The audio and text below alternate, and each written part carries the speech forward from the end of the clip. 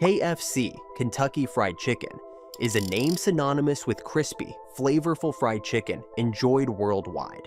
But behind this global phenomenon lies the inspiring story of Harlan Sanders, a man whose path to success was paved with challenges, failures, and an unwavering spirit. Harlan David Sanders was born on September 9, 1890, in a small farming town in Indiana, USA.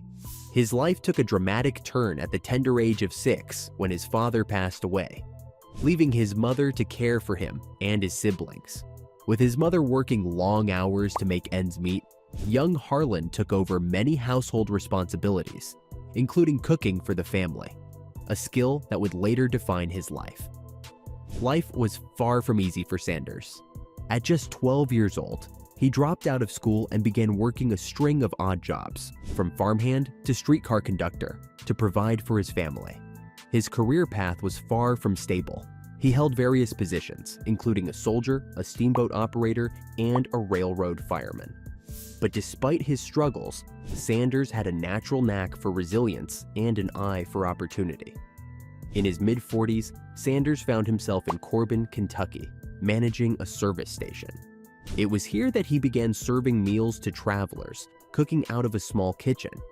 His food quickly gained a reputation, and he eventually opened a restaurant across the street to accommodate more customers.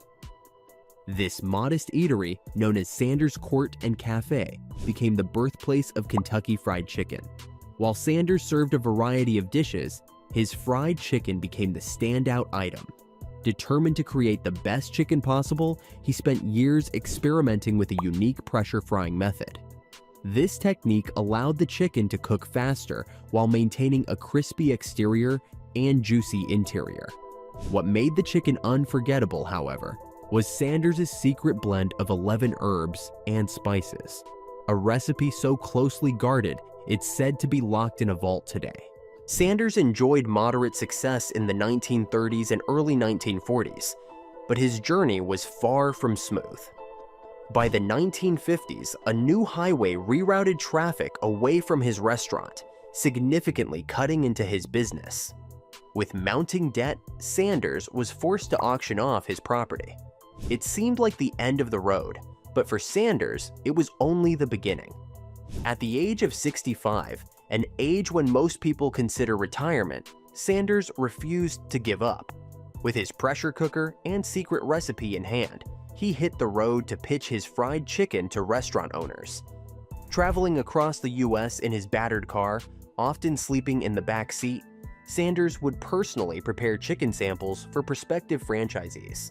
Rejection was a constant companion during these years, with over 1,000 restaurants turning him down.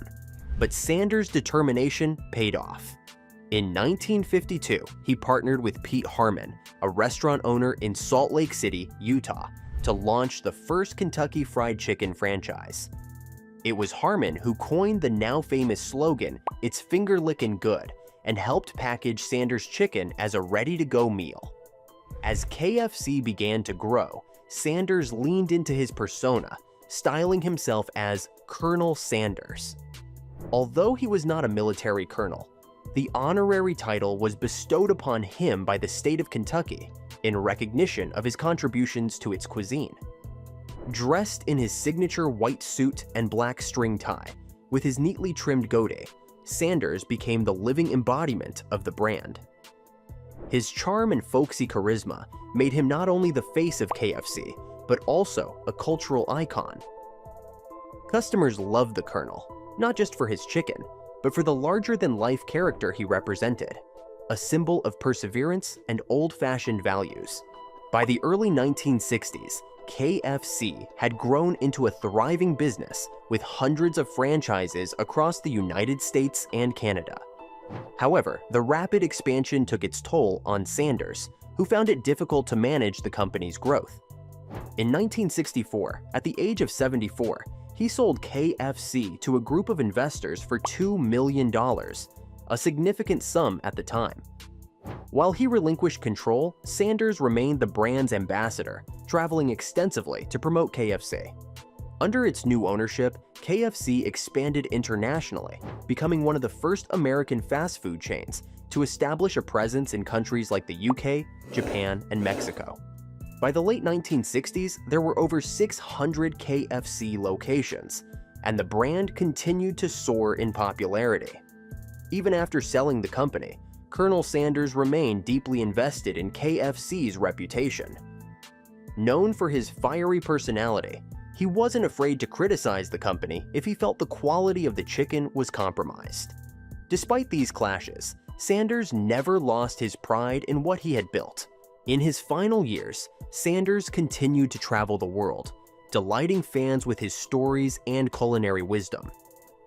He passed away in 1980 at the age of 90, leaving behind a legacy that transcended fried chicken.